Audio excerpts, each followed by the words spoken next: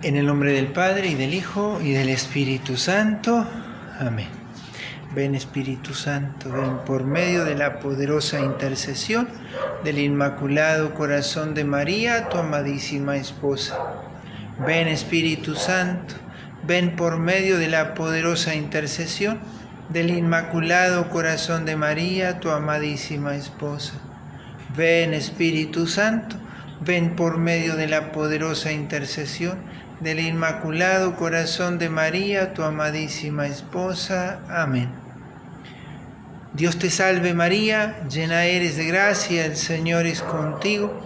Bendita tú eres entre todas las mujeres, y bendito es el fruto de tu vientre Jesús. Santa María, Madre de Dios, ruega por nosotros pecadores, ahora y en la hora de nuestra muerte. Amén.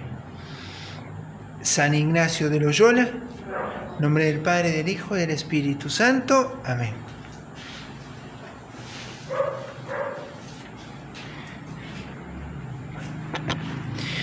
Vamos a comenzar entonces ahora la quinta plática de estas que venimos teniendo, y con esta tercera cerramos un tema que lo fuimos abriendo en estas últimas pláticas, donde tomábamos de los ejercicios espirituales de San Ignacio lo que él llama principio y fundamento, donde nosotros poníamos el acento en el tema de la libertad, ¿sí?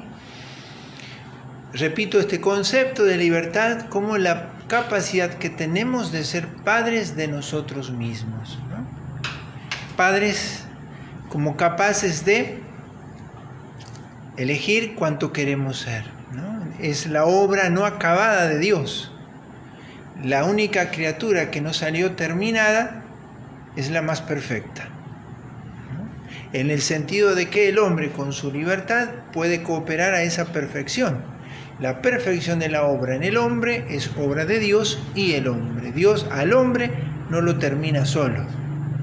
Él es el creador y Señor, pero sin embargo la creación en el hombre es un proceso que el hombre tiene que acabar cuando él mismo elige amar a Dios. El amor es la posibilidad que tiene el hombre de corresponderle a Dios. Hemos visto el fin del hombre.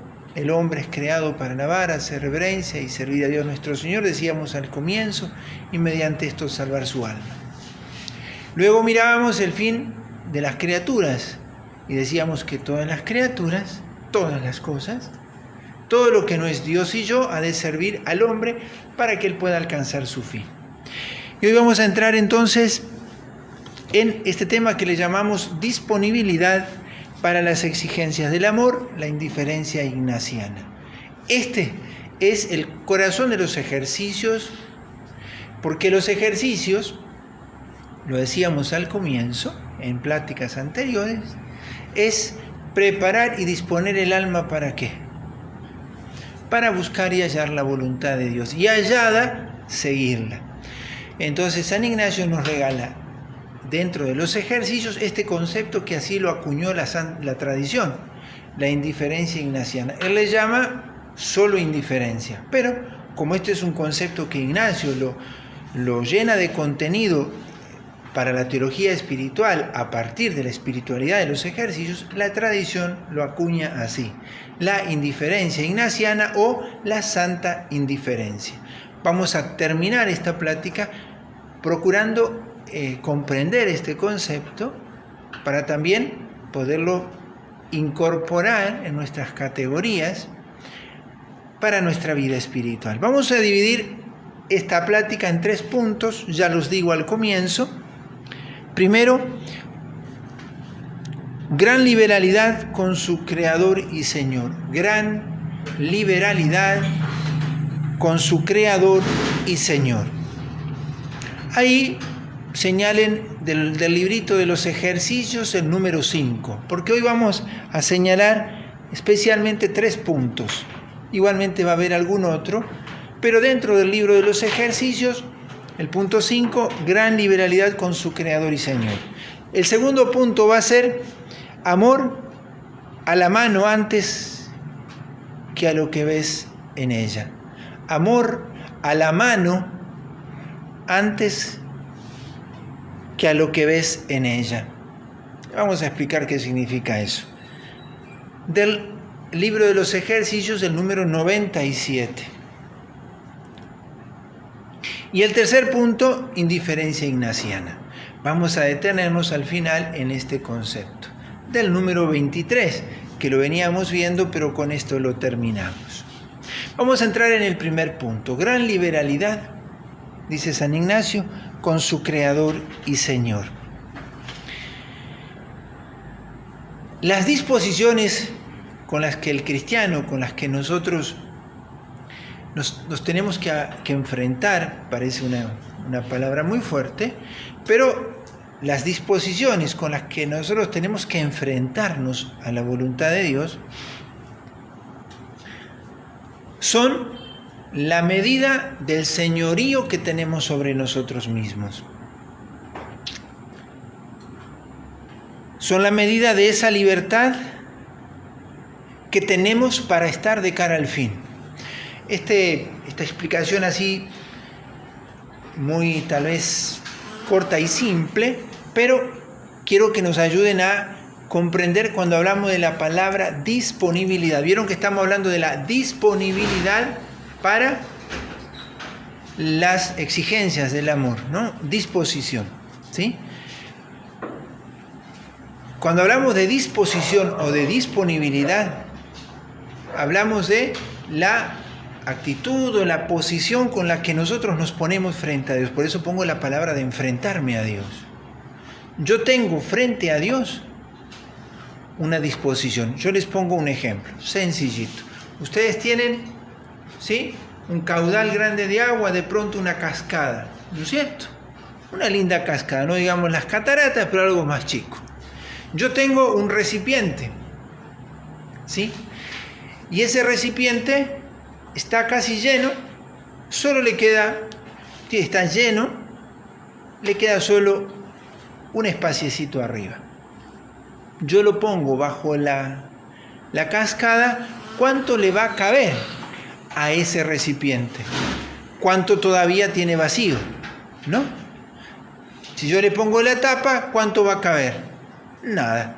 Ahora, si ese recipiente está vacío y yo lo pongo debajo de la cascada, ¿cuánto le va a caber? Toda su capacidad. Cuando hablamos de disponibilidad, hablamos de eso. Tanto Dios podrá hacer cuanto le dejes hacer. ¿Y cuánto le dejarás hacer? Cuanto tengas de señorío sobre ti mismo. Cuanto sepas ser señor de tus reacciones, de tus primeras reacciones. Ponemos un ejemplo. Cuando de pronto te da una situación en casa y de pronto te molesta. Eres un recipiente. ¿Qué pasa si te enojas? Le pones la tapa. ¿Cuánto cabe? No, acá, señor, no te metas, aquí mando yo. Y sin embargo, si ante esa situación que me molesta, yo actúo callándome y respondiendo con paciencia, le quito la tapa. Y entonces ese modo de enfrentarme con Dios es un modo de disponibilidad o de resistencia. Pero es disposición en la que yo me abro o en la que yo me cierro. Entonces, cuando hablamos de este punto de la disponibilidad para las exigencias del amor, hemos nosotros de poder ir ya incorporando mucho en nuestra vida espiritual que el amor no es una exigencia exterior, no es algo que se me impone, sino es algo que permite que yo llegue a hacer todo cuanto estoy llamado a hacer. Aquel recipiente estaba llamado a contener el agua, si le pusiste la tapa no contuvo nada. Le quitaste la tapa y el amor lo pudo llevar a su plenitud, colmado del agua de aquella cascada.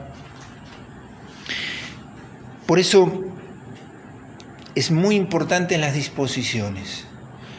Dice San Agustín que él teme algo.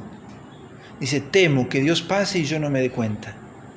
Temo que Dios me dé una oportunidad y yo esté macaneando. ¿Cuántas veces yo me he confesado de ser orgulloso? Me viene una humillación y ya me estoy rezongando otra vez. Dios te da la oportunidad de que por tu disponibilidad Él pueda hacerte humilde y vos otra vez reaccionás con soberbia. Bueno, por aquí va este primer concepto de gran liberalidad con su Creador y Señor. Pero vamos a entrar en ese punto 5 de los ejercicios. Yo lo voy a leer no enterito, pero en gran parte dice así San Ignacio. Porque este concepto de liberalidad, ¿sí?, es el concepto de hasta dónde estás dispuesto a que Dios cuente con vos. La liberalidad con Dios nuestro Señor o con nuestro Señor y Creador es hasta dónde. A ver, si le dices que sí, pero ¿hasta dónde? ¿Hasta cuánto? ¿Cuántos cristianos en su camino de seguimiento de Cristo le dijeron un día a Jesús: Señor, hasta aquí, aquí planto bandera, ya te di demasiado? ¿Cuántos cristianos se cansan de ser buenos? Hasta acá. Hasta aquí llegó mi paciencia. ¿Escucharon eso alguna vez?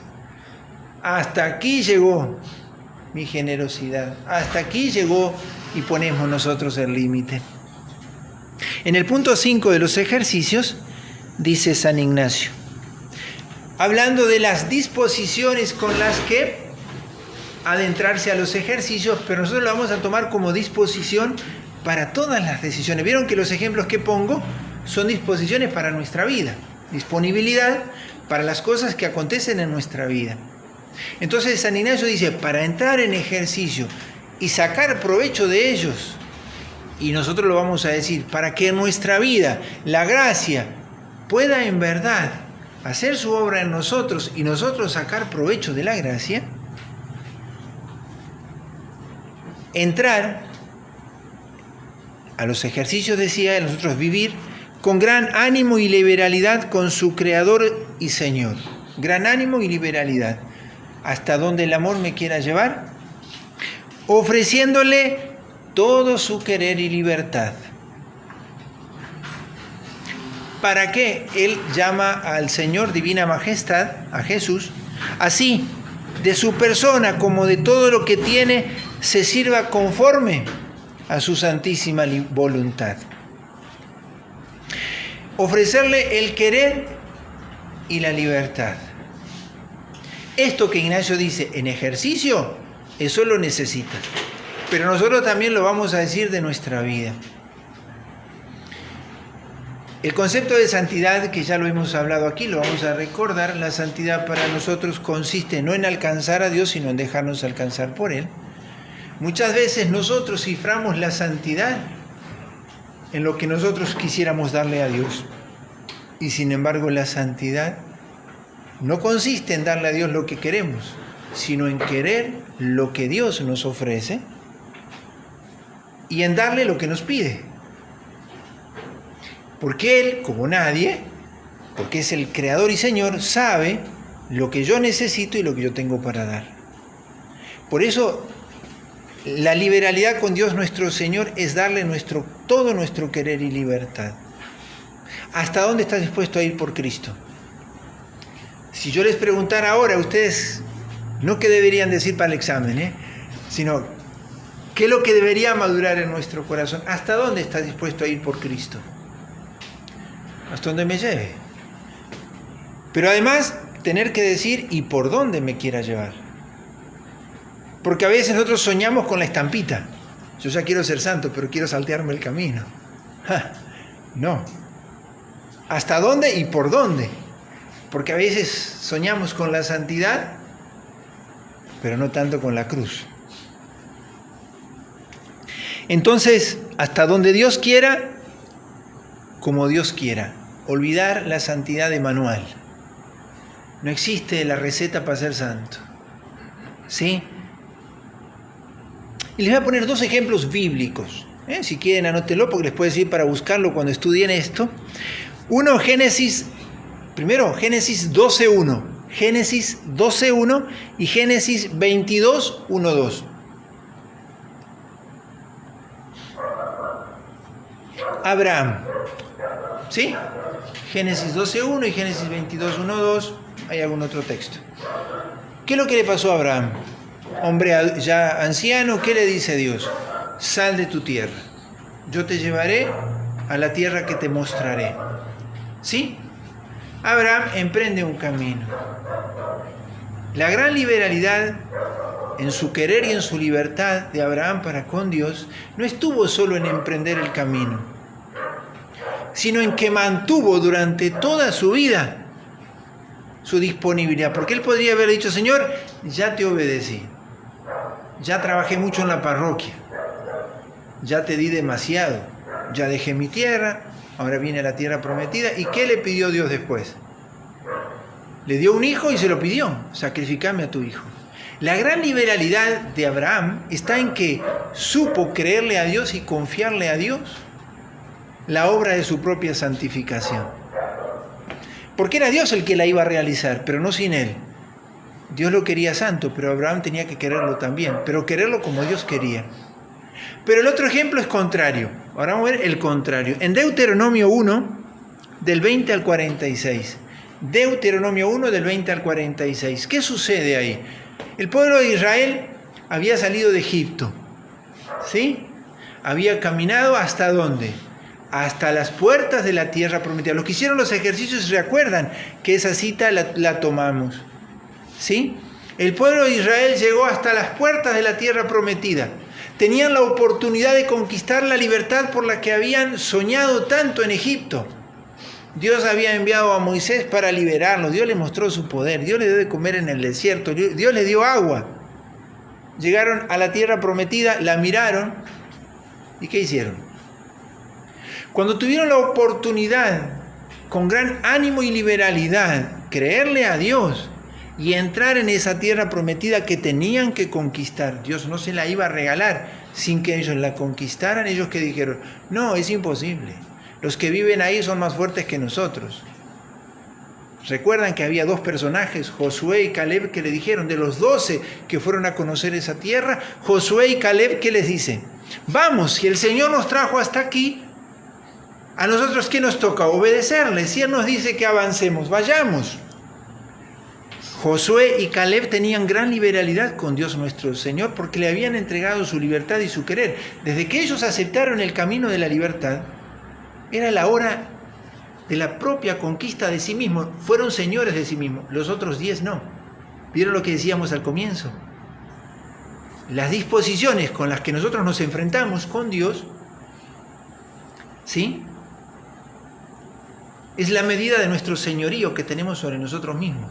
Ellos fueron esclavos de sus miedos, esclavos de su cobardía, esclavos de su comodidad. No le creyeron a Dios, no se animaron a pelear por la libertad que querían. Así le pasa al cristiano, así nos pasa a nosotros. Cuando tras varias caídas decimos: ya no voy a poder, ya está. O no estoy dispuesto a renunciar a aquello que me traba y que me traba, mis miedos. Ya vamos a ver como el futurible, la tentación del... Lo que dice el demonio, ¿no? Lo que hace el demonio. Recuerdan que Ignacio habla de esto, el demonio engaña con el tiempo. Cuando el Señor inspira algo, ¿qué es lo primero que suscita el demonio? Sí, pero no vas a poder. No vas a aguantar. No sos capaz. El Señor se equivocó. Tendría que haber elegido uno mejor. El futurible, y si después no me entienden, y si después no me quieren, y si después no me aceptan, y si después me sale mal, el futurible paraliza la vida de muchos cristianos.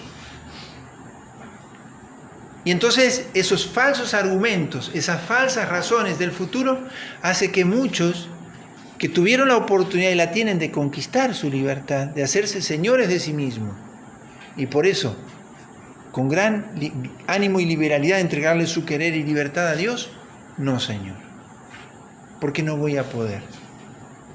¿Cómo que tengo que ser virtuoso en esto? ¿Cómo que tengo que aprender a ser humilde, a ser casto, a ser generoso, a ser misionero, a ser apóstol, a ser... No, yo no voy a poder, no voy a poder. No, y si digo esto y no me entienden, y si corrijo y se me enoja, y sí, y esos futuribles con los que el demonio engaña a muchas almas. Aquí fueron engañados. En el número 332 del librito de los ejercicios, dentro de las reglas que da San Ignacio, habla de estas tentaciones que el demonio pone. Dice, como ángel de luz, se presenta como muy bonito, El demonio a las almas que van creciendo en la vida espiritual no las engaña bajo forma de mal. No le dice mentí, sino le invita a ver otra verdad. El demonio engaña como ángel de luz. Va seduciendo bajo forma de bien. Va haciendo que el corazón se deposite en otras cosas que aparentemente son buenas, pero no son para él. En ese momento. No, yo tengo que dedicarme a mi trabajo y está muy bien. Entonces no tengo tiempo para rezar. Yo tengo que dedicarme a esto que es bueno en sí mismo y voy dejando otro que es mi deber de Estado o mi compromiso apostólico. O al revés. No, si vos sos un buen apóstol, ¿verdad? Pero vas descuidando a tu familia, tus deberes de Estado en el trabajo, en el colegio, bajo forma de bien. Por un lado, paraliza con el miedo y por el otro lado engaña ofreciendo un atajo para hacer la voluntad como le gusta. Es algo bueno. Al comienzo empieza por una pequeña cosa, pero después termina. Aquel caso de aquel matrimonio en el que aquel hombre comenzó a consolar a una amiga viuda. ¿Y en qué acabó? Casi en una separación. Qué buen amigo que era, pero se le fue la mano. Se enamoró de su amiga. Eran amigos, sus esposos, aquellos esposos eran amigos de ellos. Cuando muere, esto es un caso real, muere el esposo, por consolar a la viuda, se enamoró de la viuda. Y el demonio al comienzo lo sedujo, ¿por qué? Pues ¿cómo no la vas a consolar? ¿No le vas a dar un abrazo? ¿Cómo no? Pues ¿cómo no? Bajo forma de bien.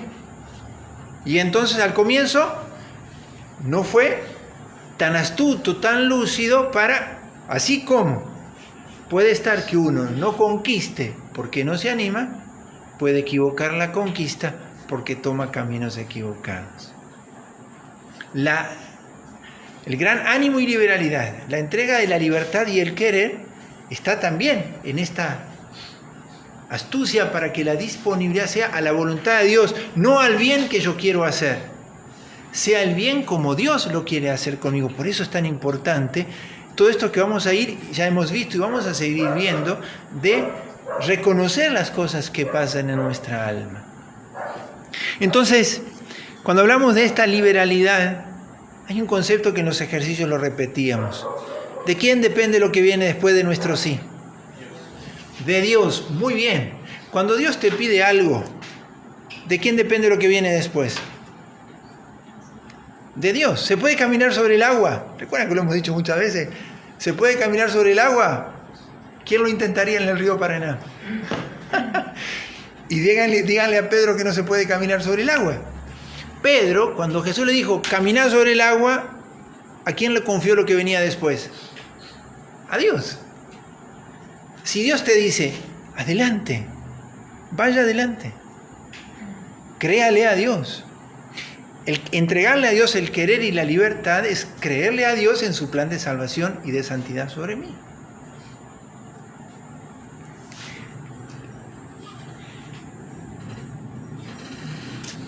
Pedro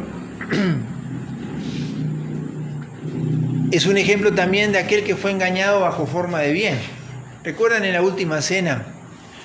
Cuando Jesús dijo, miren, yo estoy por llegar a Jerusalén y ahí me van a crucificar, ¿qué dijo Pedro? En la última cena ya. Señor, yo te seguiré ¿hasta dónde? ¿Hasta dónde? Hasta la luna. Todavía en ese tiempo no se llegaba, ¿no es cierto? Jesús fue un poco más allá. Pero dijo, iré contigo hasta la muerte. Pedro sí quería, ¿sí?, que esa frase quedara. ¿Y qué le dijo Jesús? Pedro, esta noche me vas a negar. Vieron que una cosa tan buena, sin embargo, brotó de un corazón que presumía de su fuerza y no de su debilidad. Señor, dame la gracia de llegar contigo a la muerte. Es distinto. Pedro presumía de llegar a la cruz. Señor, yo te voy a defender. Y habló una mujer y se apichonó. Lo apichonó una mujer al guapo de Pedro. Y entonces, ¿cómo esto? La conquista de la libertad pasa primero por el señorío de mí mismo. ¿Para qué? Para dejar que Dios lo haga conmigo como Él quiere hacerlo, no como yo quisiera que fuera. Por eso el camino espiritual, vamos a verlo al final, pero ya se los digo ahora porque esto yo se los voy a insistir mucho. ¿Cuál es el camino ordinario para que estas cosas en mi vida sucedan? La oración. La oración con el examen particular. El hombre orante es muy difícil que sea engañado. Puede quererse engañar, es otra cosa, pero no darse cuenta, el hombre orante no. El hombre orante va dándose cuenta, porque el hombre orante es naturalmente humilde, porque el que va a la oración es el que reconoce la necesidad de Dios. El que no ora niega de necesitar de Dios, por eso no reza. No, si yo hago muchas cosas por Dios, qué presumido que estamos. No es Dios el que hace las cosas en tu vida. No, si el Señor aprende de mí, mira, me pregunta a mí cómo se hace esto. ¿No es cierto? Mira, parece a veces que le decimos a Dios, pregúntame a mí. ¿No es cierto? Yo no rezo porque Dios tendría que aprender de lo que yo hago. ¿Sí? El que es orante es naturalmente humilde. Lo va ejercitando, busca ayuda. ¿Recuerdan los que hicieron los ejercicios en aquella meditación? ¿Cuál fue la primera meditación de segunda semana? San Ignacio, ¿recuerdan que divide en 4 semanas los ejercicios? ¿Sí? ¿Cuál es la primera meditación de segunda semana? Cuando ya San Ignacio invita a mirar hacia adelante. San Ignacio, en el proceso de los ejercicios, va educando al alma a conocerse a sí misma y a conocer en sí la voluntad de Dios. ¿Cuál es la primera meditación de segunda semana? Le doy 3 chances. 2 banderas, 3 binarios o Rey Eternal. Muy bien, María. Rey Eternal. Es la primera de segunda semana. Muy bien. ¿Y cuál es la petición que Ignacio invita a hacer en eso? Porque con eso terminamos el primer punto. Porque ahí es donde San Ignacio dice, pidan gran liberalidad. O sea, pidan entregarle a Dios libertad y querer. No ser sordo a su llamamiento, sino presto y diligente para cumplir su santísima voluntad. Pedirle la gracia de no solo no ser sordo, sino presto y diligente para cumplir su santísima voluntad. Ignacio lo hace pedir al comienzo de esa semana en la que se va a discernir qué me pide Dios. ¿Cuál es el problema cuando yo digo eso? Imagínense un hijo que le dice a su mamá, mamá, pedime lo que quieras. Se ata, ¿no es cierto? ¿Sí? Si el hijo es sincero y es fiel, tiene que bancársela.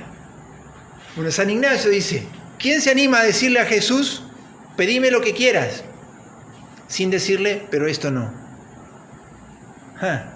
Señor, lo que quieras, pero no me pides que perdone a este. Señor, lo que quieras, pero no me pides que renuncie a esto. Lo que quieras, pero no me pidas que seas paciente con mi papá o con mi hermano. No. El entregarle a Dios la libertad y el querer es eso. Es la petición con la que Ignacio nos hace entrar, diríamos nosotros, en esa disponibilidad permanente, que es la gracia que deberíamos siempre querer, pedir y tener. Señor, yo no quiero ser sordo a tu llamamiento, presto y diligente para cumplir tu santísima voluntad. ¿Dónde? Donde se me muestre. ¿Dónde y cuando se me muestre? Por eso es tan esencial la oración de la mañana. ¿Por qué? Porque te abre a eso. A la mañana tomas conciencia de tus propósitos, tomas conciencia de que este día tienes una nueva oportunidad.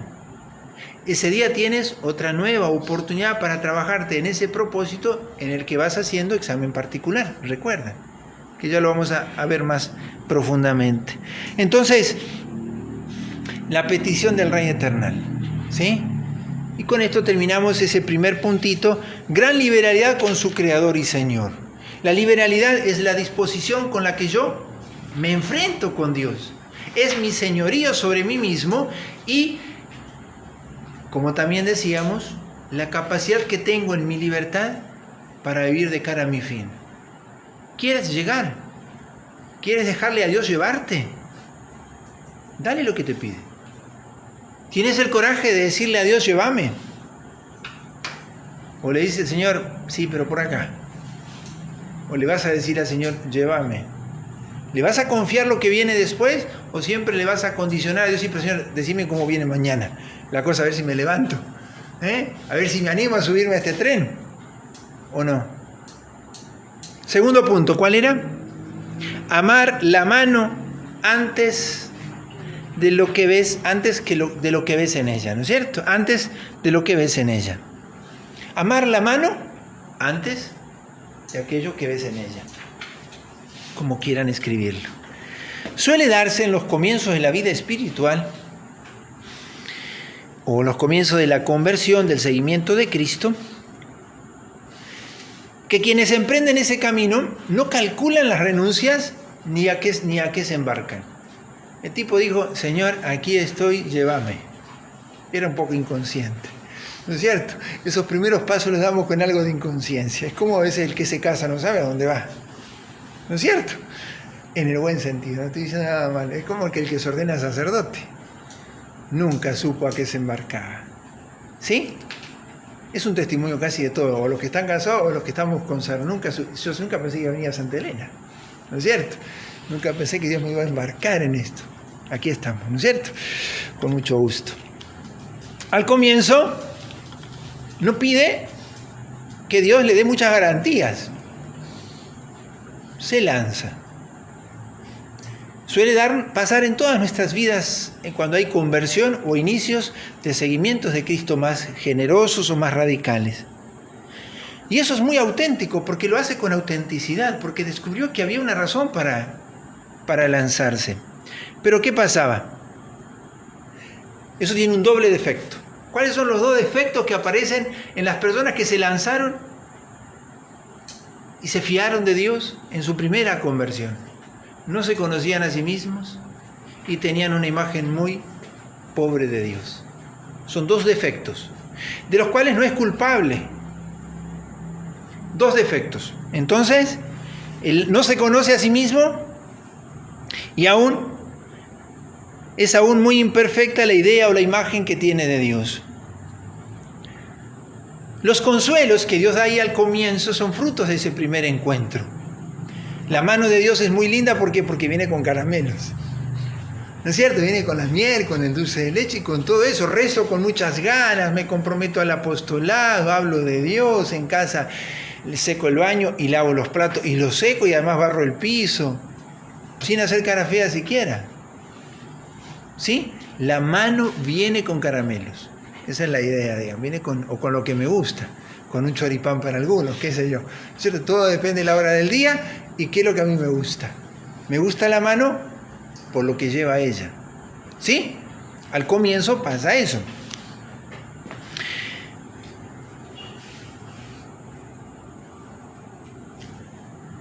Es la luz que infunde Dios. Al comienzo Dios trae al alma a través de esos consuelos. Pero ¿qué pasó? Viene la desolación. Ya Dios no paga con caramelos.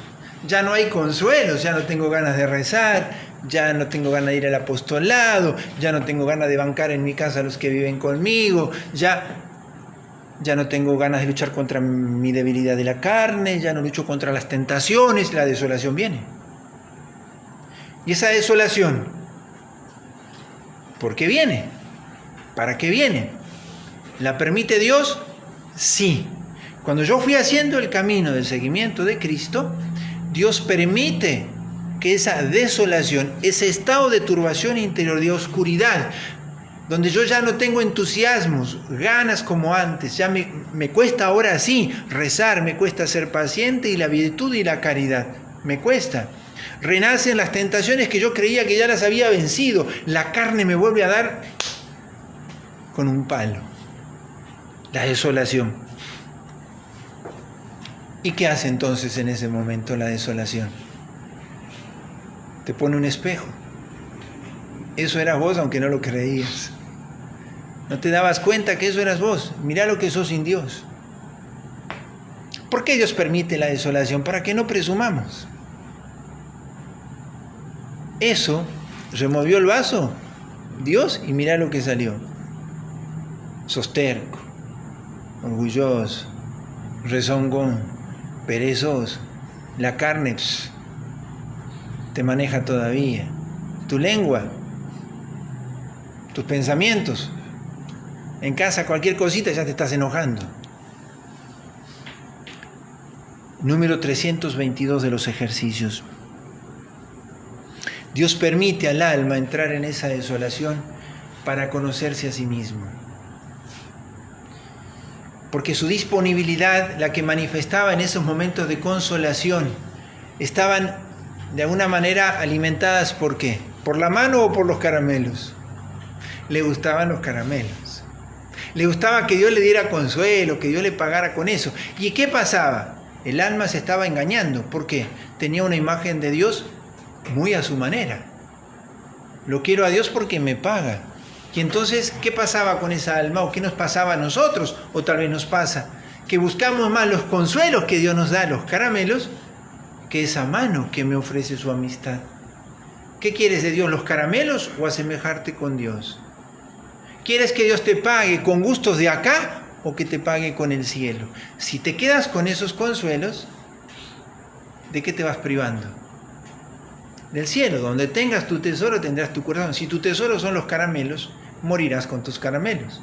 Si tu tesoro es la mano de Dios, vivirás perpetuamente con Dios. Ese darnos cuenta que ahí también se juega la liberalidad con Dios nuestro Señor. Dios tiene que educar nuestra imagen de Dios. Y además hacernos conocer a nosotros mismos, que a veces somos presumidos. Y que además no tenemos que desesperar cuando nos pasa eso.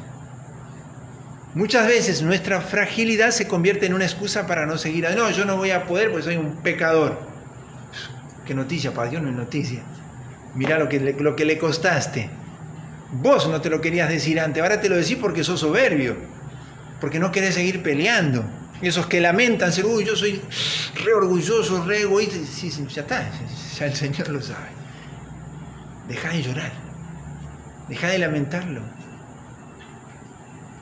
¿O crees que a Dios le secas una gota de su sangre porque te lamentas de ser así? No. Dios no vino para que te lamentes, sino para que te conviertas y te salves. Y entonces la desolación permite al alma conocerse a sí misma y conocerlo a Dios verdadero. ¿A quién buscas? ¿A Dios o lo que Dios te paga? Si buscas lo que Dios te paga, te quedas con las criaturas. Si buscas a Dios, te quedas con el Creador. El alma presume de conocer a Dios.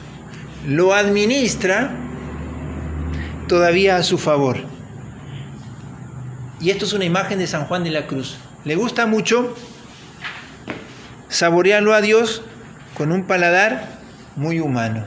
Le gusta todavía quedarse con esos sabores a la medida de los deleites humanos. Si hay consuelos, reza. Si no hay consuelos, no reza.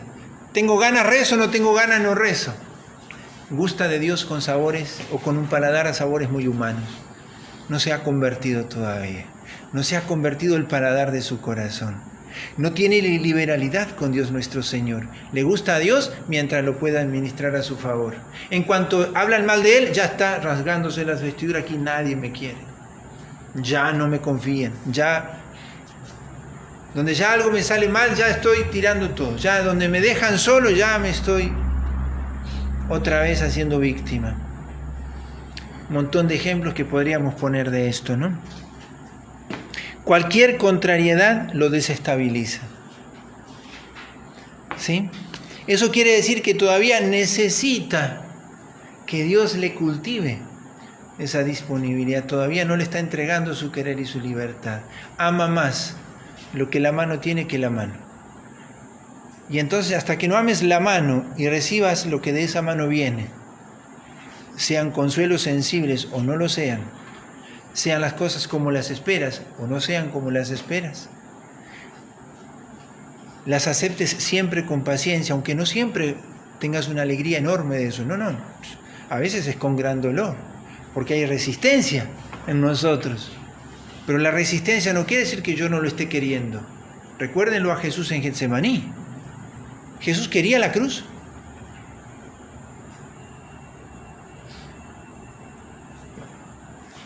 ¿O la voluntad de su Padre? La voluntad de su Padre. Porque aceptaba la voluntad de su Padre, aceptaba lo que de la mano de su Padre venía. La cruz en sí misma no tiene sentido si no está detrás de la voluntad del Padre. Si no, yo haría 1000 sacrificios, pero si no amo a Dios, ¿para qué me sirve? ¿Para qué me sirve? ¿Para qué me sirve la penitencia si yo no amo a Dios y a mi hermano? San Pablo, ¿recuerdan ustedes cómo entró a Damasco? Hechos 9:8. del libro de los Hechos de los Apóstoles, capítulo 9, versículo 8. ¿Cómo entró Pablo a Damasco? Cuando aquel día el Señor lo volteó. Ciego y como más. Se tuvo que tomar un remis. Probablemente porque estaba ciego o qué. ¿Cómo hizo? Entró de la mano. Muy bien, lo agarraron de la mano como un niño. El que venía allí todo con presunción, con arrogancia. Yo voy a agarrar a los cristianos. ¿Qué le pasó? Lo tomaron de la mano. Así en la vida espiritual. Gran liberalidad con Dios nuestro Señor. No presumas, déjale a Dios. Cuán importante es la vida de oración. Cuán importante es que tengas un hábito frecuente de confesión, dirección espiritual. Tengas compañía de buenos libros y buenos amigos con quienes puedas hablar de estas cosas. Que sueñen como vos con esto. ¿Con qué? Con que Dios pueda disponer de nosotros. Cuando Santa Teresa cuenta de su niñez, Santa Teresa de Jesús cuando era niña se escapó. Cuando era niña, ¿quería irse a dónde? A misionar. Y era una niña, Santa Teresa de Ávila. Soñaba mirando el cielo con su hermano de conquistar las tierras de los moros. Ella quería salvar el mundo para Dios, ¿no es cierto? Lo de San Ignacio de Loyola. ¿Sí? Tenía con quién compartir ese sueño de niño. Y era un sueño muy noble. Y qué lindo es tener un amigo, qué lindo tener un novio, una novia, un esposo, una esposa que sueñe eso.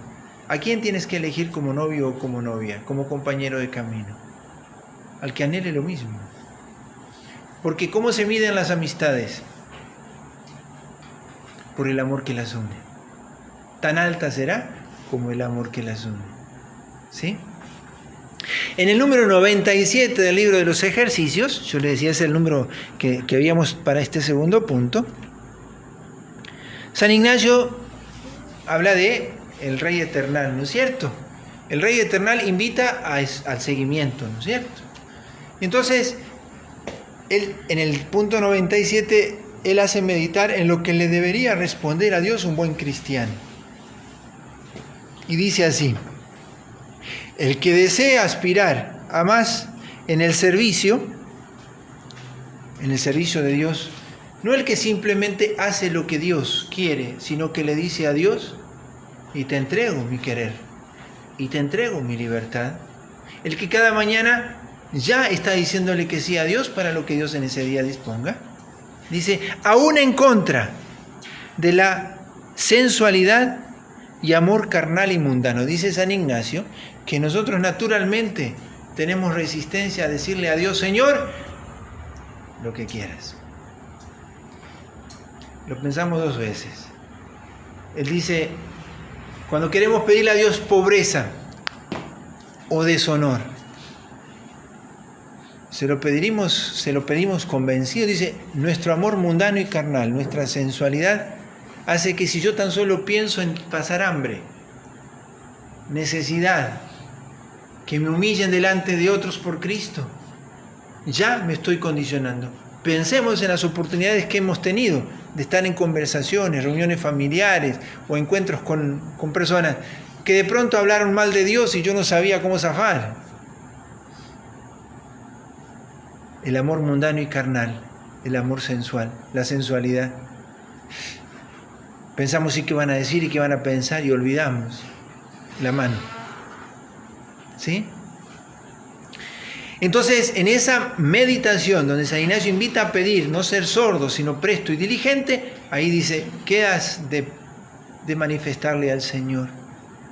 Tu querer también allí, cuando sientas que tu amor mundano y carnal o tu sensualidad se resista. Cuando tienes una persona a la que te cuesta siquiera ver, a esa que no quisieras encontrar. Tu amor mundano y carnal, tu sensualidad va a hacer que lo evites. Y entonces el Señor, también allí, San Ignacio lo dice aquí, pero esto de, bueno, ¿cómo haces para vencer eso? Enfréntalo. Busca al revés. San Ignacio dice, recuerda lo del ayer de contra. Aquello que por amor mundano y carnal cueste, o a lo que te resistas o quieras abandonar, hazlo de modo contrario, hazlo más. A la persona que te trató mal, servile mejor. A la persona esa que te contestó mal, contestale bien. A la persona que siempre murmura de vos, bendecila, habla bien de ella. Así dice Ignacio.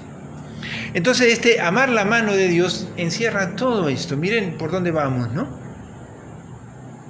Que el Señor pueda realizar en nosotros al modo suyo. Pero vamos viendo cómo el Señor necesita purificar nuestro modo de saborear y gustar las cosas buenas y verdaderas. Porque al comienzo las saboreamos y gustamos al modo nuestro, por los consuelos sensibles. Por eso, en el número 98, San Ignacio pone, ¿recuerdan que habíamos rezado la oración tomad, Señor, y recibid? Bueno, esa es una. La otra oración es esta, que es la oblación. Yo voy a leer la última parte, ustedes lo escuchan, que es la oblación del reino, la ofrenda, que el ejercitante, que nosotros podemos aprender a hacer por Cristo. ¿Cuándo lo hacemos nosotros? A ver si ustedes saben. ¿Cuándo hacemos la oblación, la entrega a Cristo?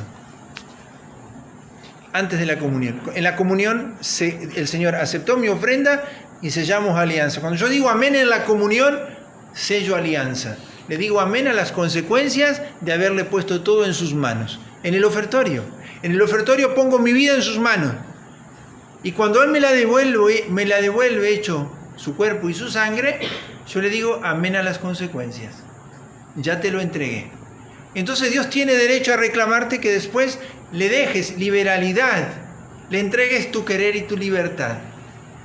Y entonces en esa oración, Ignacio, que ustedes la pueden tomar después, algunos las tenían en su estampita, ¿recuerdan lo que hicieron los ejercicios? Supongo que la tienen y la están rezando seguidito, ¿no es cierto? Eso lo pueden rezar después de la misa o todas esas cosas.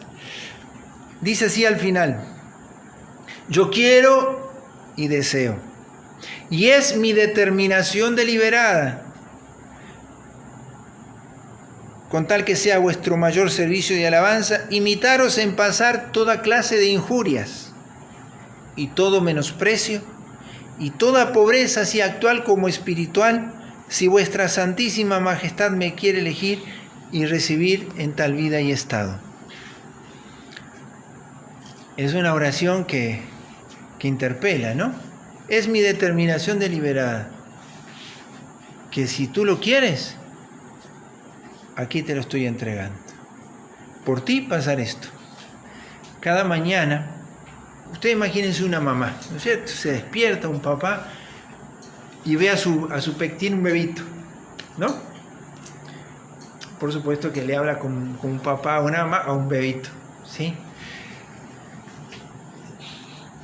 Y uno ve, supongamos una escena, ¿no?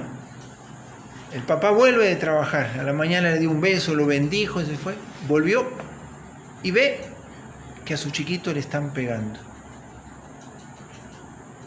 ¿Qué suponen ustedes que hará ese papá? ¿O lo defenderá? ¿No es cierto? Pero sin duda, ¿no es cierto?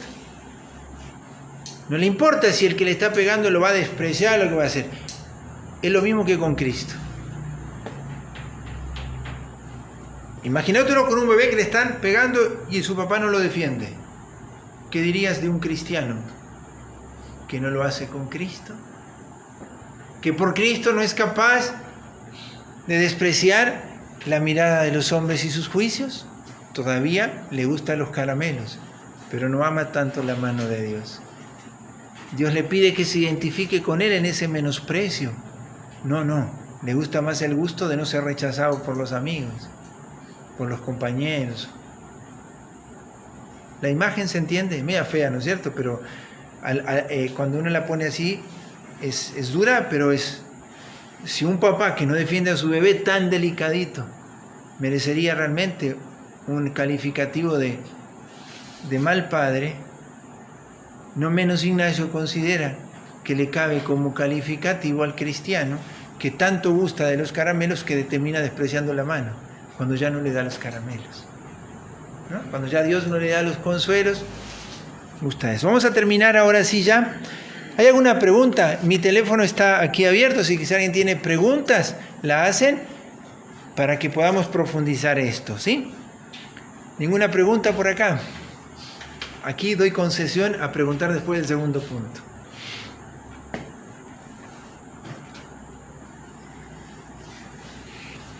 Sin preguntas.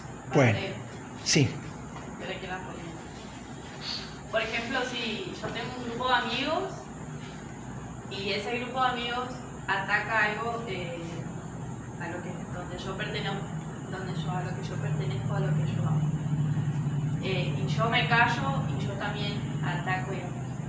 ¿Sería estar atacando a Cristo? No sé si... ¿Qué le parece a usted? Y ahí yo estoy dejando que ese grupo de amigos es para ataque a Cristo, digamos. Yo también ataco a Jesús. ¿Sí? En eso que Dios me ha puesto, que me ha regalado, a sí. lo que yo pertenezco, por querer pertenecer o quedar bien con las criaturas. Ese sería un ejemplo. Exacto, es lo mismo. Sí, es lo mismo. Es lo mismo. ¿Recuerdan cuál es la regla del Evangelio que se aplica ahí?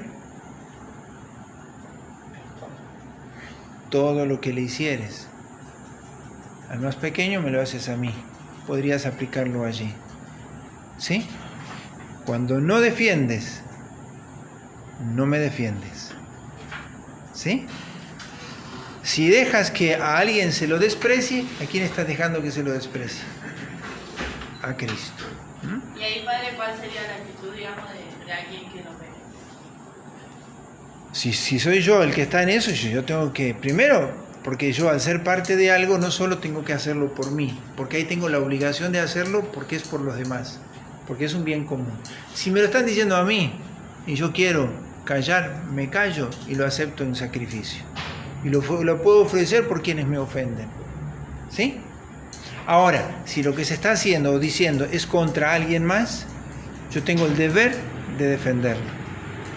¿Por qué? Porque los que no están no lo pueden hacer. Además de que lo que le están escuchando puede en algunos de ellos dejar una mala imagen de esos que no están. Y entonces puede ser escándalo, y ahí ya es más grave. Hay ciertas cosas que se van por las circunstancias agravando o atenuando. ¿Sí? Bueno, último punto de nada hacer. Indiferencia ignaciana. Aquí terminamos el punto 23.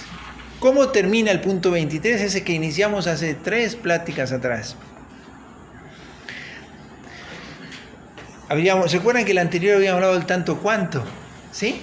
Ahora dice San Ignacio, tanto cuanto he de usar de las cosas, cuanto de ellas me puedan servir para ir al cielo, y tanto he de dejarlas cuanto me lo impide. Entonces dice Ignacio, por lo tanto es menester, es necesario hacernos indiferente a todas las cosas creadas, a todas, ¿sí? Que entran bajo mi libertad, ¿sí? De tal manera que yo no quiera más salud que enfermedad, vida larga que corta, riqueza que pobreza, honor que deshonor, sino lo que más sea gloria de Dios y el bien para mi alma. Así dice el librito de los ejercicios.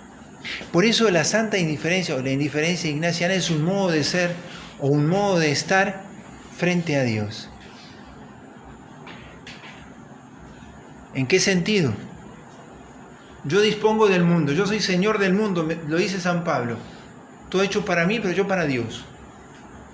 Yo soy señor de todas las cosas y puedo administrar de ellas. Así eran Adán y Eva y no tenían pecado original. Eran inmaculados. El hombre aún inmaculado en su libertad era capaz de negar a Dios, ¿no? Entonces yo soy señor de todas las cosas. Entonces tengo un modo de estar frente a Dios. La indiferencia ignaciana es un modo de estar frente a Dios por el cual yo no quiero más una cosa que otra, sino lo que sea gloria suya y bien de mi alma. ¿Qué es mejor, ser rico o ser pobre?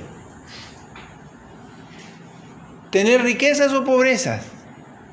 ¿Salud o enfermedad? ¿Honor o deshonor? San Ignacio dice, depende. Pero frente a Dios no has de estar inclinado a las cosas por gusto o disgusto, sino por lo que más sea, para gloria de Dios y bien de tu alma. Entonces decimos que la indiferencia ignaciana es esa disposición, esa disponibilidad, ese señorío de mí mismo, ese entregar mi querer y libertad. ¿Para qué? Para abrazar la exigencia del amor de Dios, el amor con mayúscula, cuando se me manifieste. ¿Qué es más? ¿Ir a misionar a la China o secar los platos en casa? Si tienes que secar los platos en casa, sécalos bien. Si tienes que irte a la China, váyase a la China. Entonces la indiferencia ignaciana es: ¿quieres esto porque te gusta? ¿O rechazas aquello porque te disgusta? ¿O porque es voluntad de Dios? Por eso la santa indiferencia o la indiferencia ignaciana es algo que hay que cultivar. Por eso Abraham la mantuvo toda la vida. La Virgen la mantuvo toda la vida. La indiferencia no es algo que se alcanza de una vez. Por eso muchos que descuidan su vida espiritual son muy apostólicos en el momento de su vida, te entregan mucho a Dios, pero después abandonan. ¿Por qué? Porque en un momento comenzaron a buscar las cosas porque les gustaban y a dejar otras porque les disgustaban. Se alejaban de algunos porque les disgustaba y buscaban tales cosas solo porque les gustaban. Hacía ese apostolado porque le gustaba la gloria que le daba. Y decía que lo hacía por Dios, pero su corazón era engañado. Bajo forma de ángel de luz, era engañado. ¿Por qué? Porque no oraba, porque no tenía buena confesión o buena dirección espiritual, porque no hacía su examen particular. Entonces, que el querer o elegir no esté determinado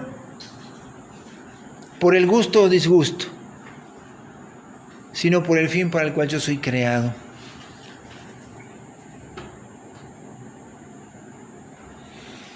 El pecado original fue no haber respondido a la exigencia del amor. Ellos no tenían inclinación desordenada. Ellos todavía tenían la lucidez de la inteligencia. Tenían el orden de la voluntad. Pero ¿qué no fueron capaces? De abrazar la exigencia del amor que les pedía obediencia. No fueron señores de sí mismos, eran señores de todo, pero no fueron señores de su libertad para aceptar la exigencia del amor donde se les manifestaba. Tan solo debían obedecer a Dios y no lo hicieron. Por eso aquí termino. La oración es la escuela de esta disponibilidad. La palabra de Dios y el examen particular. Les voy a dar unos números del catecismo que ustedes pueden leer.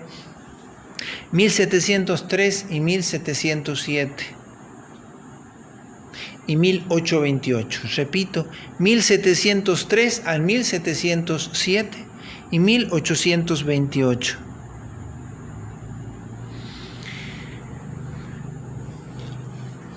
Y ahí van a poder leer como para profundizar. No es estrictamente esto, pero es en este contexto, le va a dar algún fundamento más. Porque este es un tema que uno siempre debe poderlo cultivar. Cada mañana te dispones a esto. El que va olvidando el fin, ya no le interesa tanto esto. ¿Por qué? Porque no le interesa elegir lo que le lleve a su fin, sino lo que le va gustando. Cuidado con el cansancio en la vida espiritual. El cansancio de los buenos.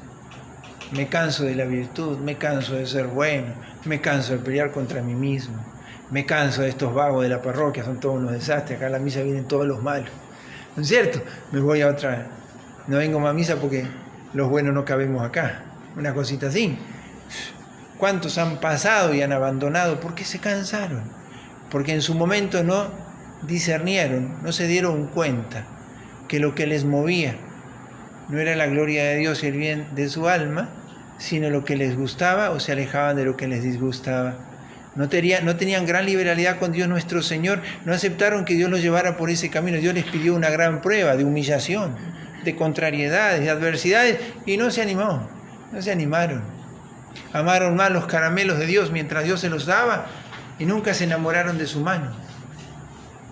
Cuando esa mano tuvo cruz, o tuvo corona de espinas, como decía Madre Teresa de Calcuta. Me acerqué a darle un beso y ¿qué me dio? ¿Recuerdan? ¿Qué dijo Madre Teresa? Me acerqué a darle un beso y me clavó una espina. Y no me la sacó nunca encima. La Madre Teresa no se la sacó más hasta la muerte. Murió en aquella desolación. Bueno, muy bien, acá hay una pregunta. Acá hay dos ya. Bueno. Entendí cuando hablaba de la liberalidad en la mitad. ¿Podría explicar una síntesis de eso? Liberalidad es digamos, la palabra, la disponibilidad con la que yo me dejo llevar por Dios hasta donde Dios quiere. ¿Hasta dónde estás dispuesto a ir por Dios? Hasta donde Dios quiera, es eso. Pero Señor, ¿cómo es que me pides tanta paciencia? No tendrás tanta prueba como que mi gracia no te pueda acompañar. Sí, Señor, ya no soporto más. Sí, otro poquito más. Otro poquito más. Otro poquito más. Pero, ¿qué tiene que quedar claro? No pienses si mañana podrás, piensa que hoy tienes que poder. Porque si empiezas a pensar, no, yo no voy a aguantar toda la vida así, ¿quién dijo que va a estar toda la vida así? Vos pensás eso. Dios te pide hoy y te basta hoy. ¿Por qué? ¿Qué dice la Biblia? ¿A cada día le basta? ¿Cómo dice? ¿A cada día le basta su aflicción? Y nosotros le decimos, y le basta su gracia. Hoy, ¿para qué vas a sufrir por mañana? ¿No es cierto? Entonces la liberalidad es esto, confiarle a Dios lo que viene después, es dejarle a Dios que me lleve hasta donde Él quiera. ¿Estás dispuesto? Eso sería, ¿no? Bueno, en la charla anterior dijo que debíamos alejarnos de aquellas personas que o nos permiten crecer o que no nos permiten crecer espiritualmente. Pero debemos bendecir a esa persona, pero debemos estar atentos a prestarle ayuda en caso de que lo necesite o debemos esperar que la solicite. Cuando decimos alejarnos de una persona que nos aleja de Dios, siempre el alejamiento nuestro tiene una condición, que nunca estarás tan lejos que el brazo de tu caridad no deba llegar o no pueda llegar. Porque Jesús, ¿a quién vino a amar? ¿A los buenos o a los malos? Menos mal que vino a amar a los malos y no estaríamos todos fuera. ¿No es cierto? El Señor se aleja del pecado, pero no del pecador. Hemos de alejarnos de tal manera que no nos veamos nosotros atados por el pecado, pero no tan lejos que la caridad no nos pueda permitir llegar y ayudarle. No necesariamente hemos de esperar que nos solicite la ayuda. Siempre que sea yo el que deba ayudarle. Hay cosas en las cuales busca a quien le puede ayudar porque no soy la persona conveniente para ayudarle a veces. Pero en cuanto esa persona la encuentres y te necesite, ¿qué hizo el buen samaritano? Vamos, yo te voy a ayudar. No importa cuánto me debe el otro, cuánto le debe la humanidad a Cristo, y Él pagó por mí. Entonces, en ese sentido, yo no necesariamente he de esperar que me lo pida. Ahora, he de ver si soy yo el que debe ayudarle a esa persona, porque a veces no es conveniente. ¿Sí? A veces, en el ámbito de familia, conviene que ayude otro y no las personas que están afectadas en el mismo problema, pero son circunstancias ya más generales. Puede ser que en esas cruces necesitemos también ayuda y consuelo de alguna otra persona, además de la de Dios. Los consuelos de Dios, habitualmente, vienen por personas. Dios habla por personas. Cuando un niño es engendrado, Dios está hablando. ¿Sí? Los consuelos de Dios se infunden al alma, aunque el alma no se dé cuenta. El demonio no lo puede hacer. El demonio no se puede comunicar al alma sin causa previa. Dios puede hacerlo con causa, pero también sin causa. Por eso en la desolación, aunque no te des cuenta, por ejemplo, Dios está comunicando a tu alma. Si perseveras fiel, vas a salir de esa prueba muy fortalecido. ¿Por qué? Porque Dios se estuvo comunicando. Porque Dios puede entrar y salir de tu alma sin pedirte permiso. En el sentido de que sí, tus disposiciones son reales. No temas. Ahora, si le cierras tu corazón en pecado mortal, no. Pero si estás en gracia y perseveras en sus caminos, le dejas entrar y salir como Él quiera. Y Él no necesita avisarte. ¿Por qué? Porque cuando Dios no te da consuelos es para que no presumas o no te envanezcas. Porque a veces cuando nosotros sentimos muchos consuelos hasta podemos decir, este no reza nada. Es un impío. Cuando yo tengo consuelos, hasta puedo llegar a presumir de ser un poquito más que el otro. Entonces Dios me quita los consuelos para que yo no me la crea. Y me está dando grandes consuelos interiores, grandes gracias interiores, que florecerán en frutos de caridad. Miren a Madre Teresa, por ejemplo. Ella vivió 49 años en oscuridad. Pero ¿qué dicen todos de ella? Oscuridad para sí, pero luz para los demás. Florecía en caridad quien estaba en profunda oscuridad. Porque Dios se comunicaba a su alma. Entonces, sí, a veces un buen amigo y es bueno tenerlo. A veces es el esposo o la esposa. Es el compañero del grupo, que a veces tan solo saludándote bien o estando presente, comiéndote un mate después de la pandemia. ¿No es cierto? Ahí está, ¿no es cierto? ¿Sí? O que te invita a ir a charlar un rato, a caminar o a ir a rezar juntos. No, a veces eso te quita el embrujo de esa tentación que es una soncera. Vos estás mal, pero no es tan grave, ¿no? Bueno, pregúntale. Esto que decías de que cuando no hay una causa, es porque viene Dios. Por ejemplo, pensaba en el examen particular. Uno hace el examen y no se siente tristeza o alegría y no sabe la causa. ¿Eso puede ser de Dios? ¿A eso te referías, por ejemplo? No, Dios se comunica sin que yo me dé cuenta, ¿sí? No es que ahí Dios se comunica porque está en la desolación, se comunica aún en la desolación, ¿no? Cuando uno hace el examen particular, ¿no es cierto? Y ve que hoy ha estado triste, hay una causa, porque la estás experimentando, algo pasa. A veces esa tristeza es fruto de la desolación, la causa es la desolación. O a veces es porque alimentaste un pensamiento, no te gustó cómo te miraron. Y ya pensaste, no, este no me quiere, este ya no me quiere más, este me va... ¿Y qué pasó? Y aceptaste eso, ¿y qué pasó? Y empezó a cambiar el estado de tu alma. Y a la noche tal vez ni te acordás que a la mañana pensaste en eso. Y tal vez en tu examen particular llegues a verlo o no. Si no lo llegas a ver, paciencia. Entregá ese estado. ¿No lo viste? Paciencia. ¿Sí? Pero ahí sí hay una causa. Ya sea la desolación o eso. Bueno, aquí están escribiendo algunas preguntas más, pero ya... Padre, sí.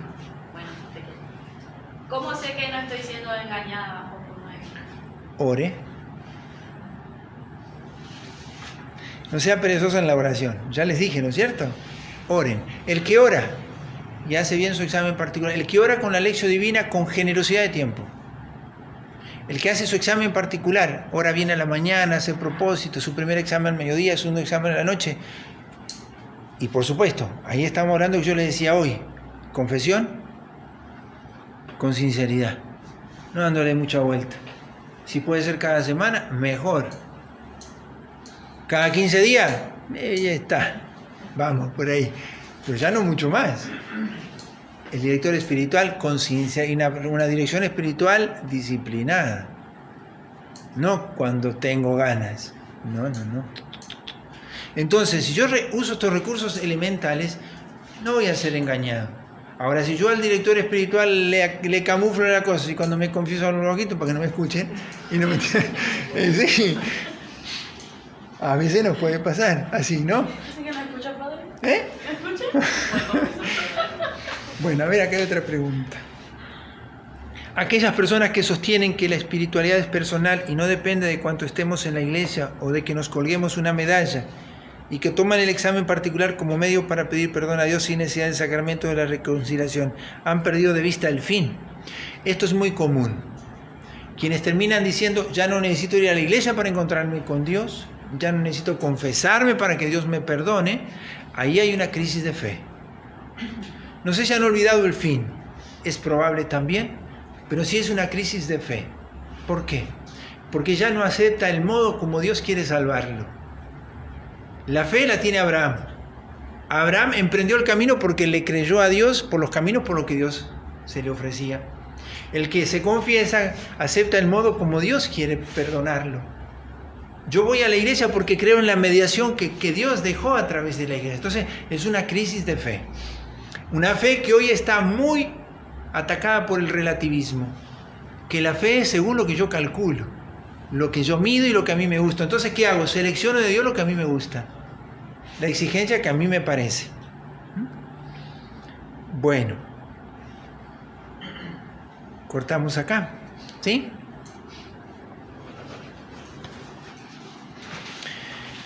Hacemos una oración. Ya vamos a comenzar el jueves que viene. El tema será examen de conciencia, ¿sí? Vamos a propiamente orar ya para que también esa práctica vayan preparando preguntas para que podamos profundizar más la práctica de examen general y examen particular, esas diferencias que hay y en qué medida son un instrumento para nuestra vida espiritual. En nombre del Padre, y del Hijo, y del Espíritu Santo.